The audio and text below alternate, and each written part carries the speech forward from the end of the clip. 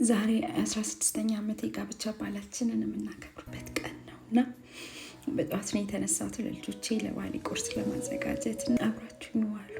አንዳንድ ጊዜ ተመስገን የሚለው ቃል የልባችሁን አውጥቶ የማይገልጽበት ቃል ይሆንና ዝም ብላችሁ በጌታ ፊት ተቀምጣችሁ እንባ ቋንቋ የሚሆንበት ጊዜ አለ። ዛሬ በዛ ስሜት ውስጥ ነበርኩኝ። 16 ዓመት በትዳር ሆነን 3 ፍሬዎችን ጌታ ሰጥቶን ባርኮን ለዛሬ ደረስን። ነገር ግን 16 ዓመት ውስጥ አብዛኛው ዓመት የፈተና የነውጥ የጭንቀት የእንባ የተበላሸ ሊፈርስ ቋፍ ላይ የደረሰ እሳት የበዛበት ዓመታት ነበር።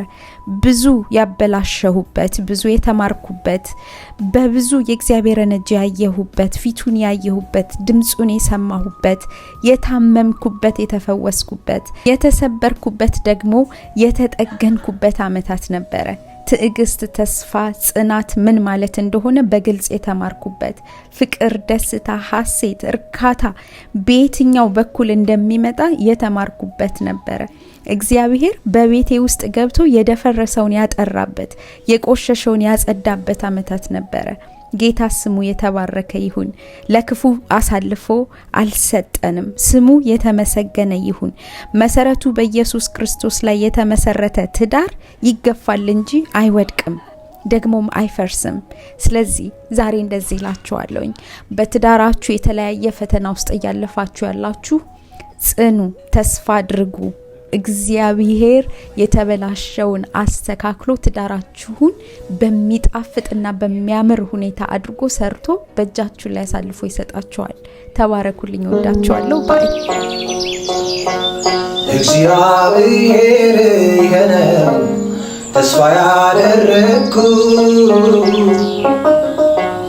ታማኝነቱን አይቼ እጄን ልቤን የሰጠሁት ያለዋቂዎች ልቦና ሰዎች ተስፋ ያደርጋል፣ ግን እግዚአብሔር ብቻ ደህንነትን ያዘጋጃል።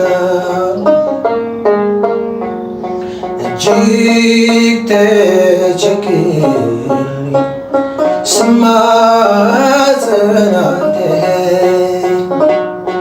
እኔ ካንተ ጋር ነኝ አትፍራ እያልከኝ በመጽናናት ሞልተ ደስታ ታስታጥቀኛለህ።